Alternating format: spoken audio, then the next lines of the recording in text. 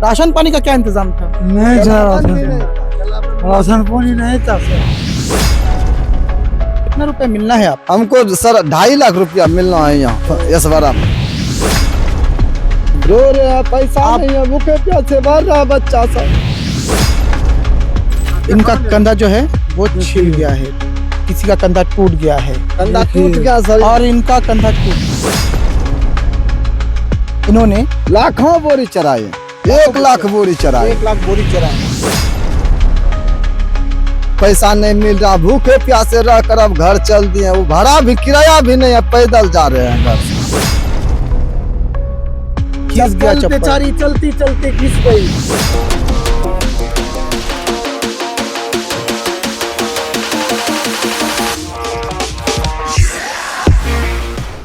जब हम और आप घरों के एसी के कमरे में बैठकर आराम से अपने परिवार के साथ दिन बिता रहे होते हैं, आराम फरमा रहे होते हैं, तब शायद हमें कल्पना भी नहीं कर सकते कि किसी परिवार का मुखिया और किसी बच्चे का पिता 40 किलो का वज़न उठाकर कड़कती धूप में अपने बच्चों के भविष्य को बेहतर बनाने के लिए और अपने परिवार का पेट पालने के लिए किस तरीके से अपना खून पसीना एक करता है, और उसके बाद जब इतनी मेहनत के बाद भी उनके हक पर डाका डाला जाता है तब उनकी स्थिति क्या होती है, ये मैं आज आपको बताऊंगा।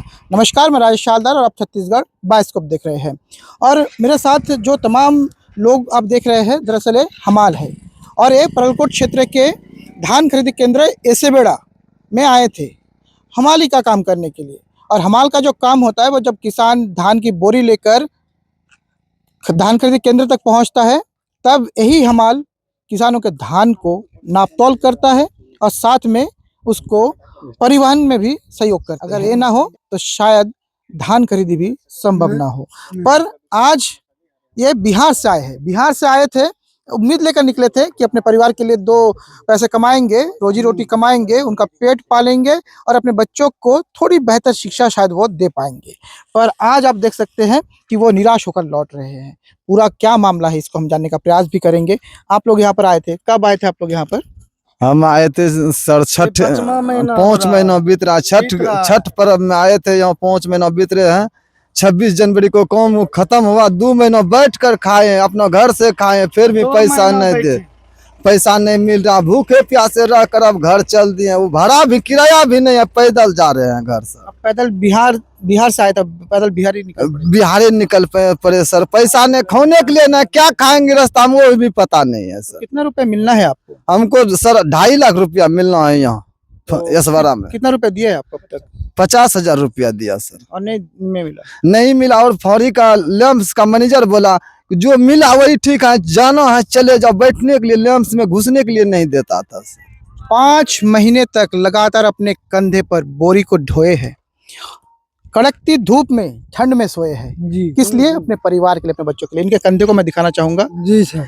इनका कंधा जो है वो छिल गया है, किसी का कंधा टूट गया है, कंधा टूट गया सर, और इनका कंधा टूट गया है। और मैनेजर कहते हैं कि तुमको पैसा नहीं मिलेगा, लैंप्स में घुसने तक नहीं देते। हाँ भगाते सबको उनका हक का पैसा मिल रहा है।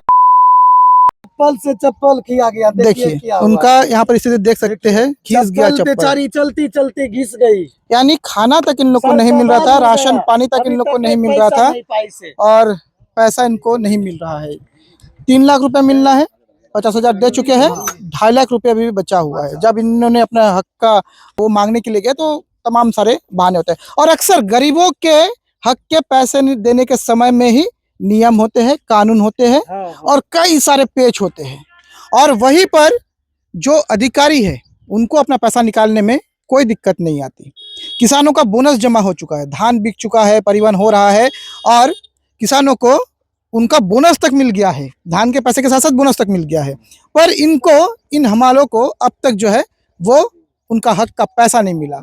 खाने के लाले पड़े थे, इनके राशन खत्म हो चुके थे। राशन पानी का क्या इंतजाम था? नहीं था राशन पानी नहीं था सर, कुछ नहीं था। जलावन भी नहीं, जिससे लकड़ी से वो खाना पकाता है वो लकड़ी भी नहीं दिया गया था।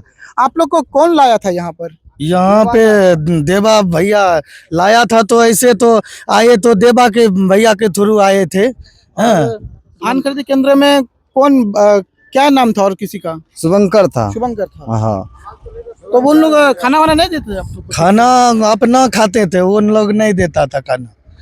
और देखने के लिए आते थे देवा भैया आपको? देवा भैया तो अबे नहीं करता था, उसका तो नामे नहीं बोलिए। इनको लाया जाता है, भरोसा दिया जाता है कि आपको आपका हक मिलेगा, और उसके बाद आपकी इंसानियत कहाँ मर जाती है देवा जी? कहाँ आपकी इंसानियत मर जाती है? कहाँ पर धान खरीदी केंद्र का इंसानियत मर जाता है? कहाँ पर लैंप्स प्रबंधक का इंसानियत मर जाता है? आप सोचिए कि ये जो है ना 40 किलो का बोरी ढोए है इन कंधों पर, ये मजबूत कंधे हैं। हाँ। इनके दुख को समझिएगा। आप तो गाड़ी में चल रहे हैं, आप तो अच्छे घर में सो रहे हैं, बच्चों को अच्छे स्कूल में पढ़ा रहे हैं, इनका क्या? थोड़े थोड़े रुपए के लिए ये अपना घर परिवार छोड़ के आज 5 महीने से यहाँ पर है। पैसा छोड़ के गाड़ी के जा रहे हैं। आज पैसा छोड़ के पैदल अपने घर जा रहे हैं, खाना भी इनके हक का छोड़ के। दुख दर्द आपको समझ में आना चाहिए, लेकिन दुख दर्द तो छोड़िए, इन बेबस, इन गरीब और अंदर से टूट चुके रो रहे हैं सर। ऐसे लोगों के लिए आपके मन में कोई हरदर्द नहीं है। रो रहे हैं, पैसा आप- नहीं है, भूखे प्यासे मर रहा है बच्चा सब। ये अपने कैसे बच्चों के लिए जाएंगे यहाँ आए थे, अपने बच्चों के लिए, अपने परिवार के लिए। अगर आपका परिवार है, अगर आपके बच्चे, तो आपको इनका दर्द समझना चाहिए था। अगर आप एक पिता है तो इनके दर्द को समझना चाहिए था। शायद इनके दर्द को समझने वाला दरअसल कोई नहीं है, क्योंकि आज का सिस्टम ही ऐसा है। अमीरों के लिए सारी सुविधाएं हैं, अमीरों के लिए कोई नियम कानून नहीं है, अधिकारियों के लिए कोई नियम कानून नहीं है, लेकिन ऐसे गरीब लोगों के लिए बहुत नियम कानून बन जाते हैं। सरकार भी इनके पैसे को देने में अब अपना हाथ खींच लेते हैं, और लैंप्स प्रबंधक कहते हैं जाओ जाओ, नहीं है यहाँ पैसा। आपको कौन चिंता है?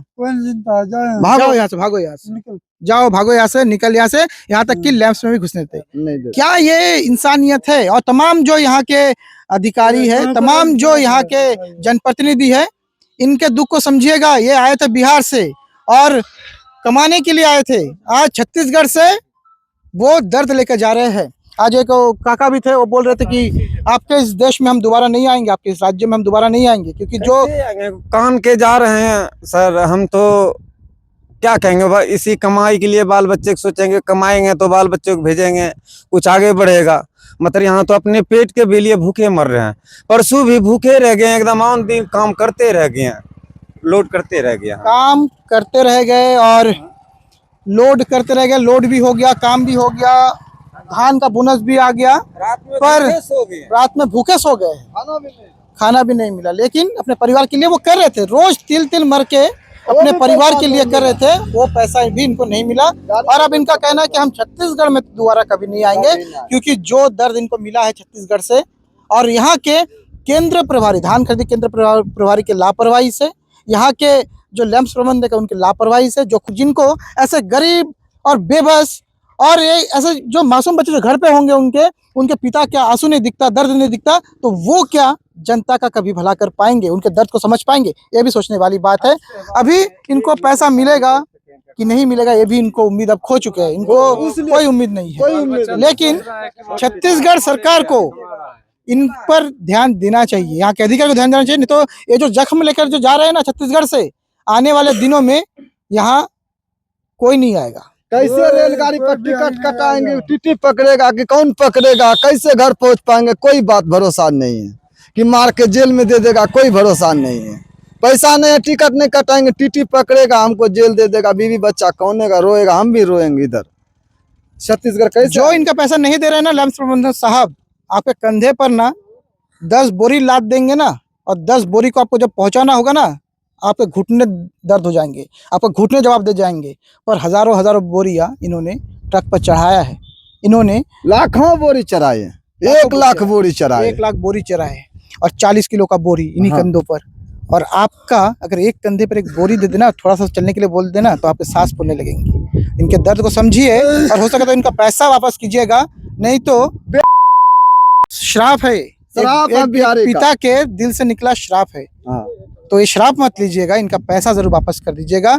और हम भी उम्मीद करते हैं कि जब हमारा वीडियो आप तक पहुंचे तो इनका पैसा इनके हाथ में होना चाहिए, ये हमारी उम्मीद है।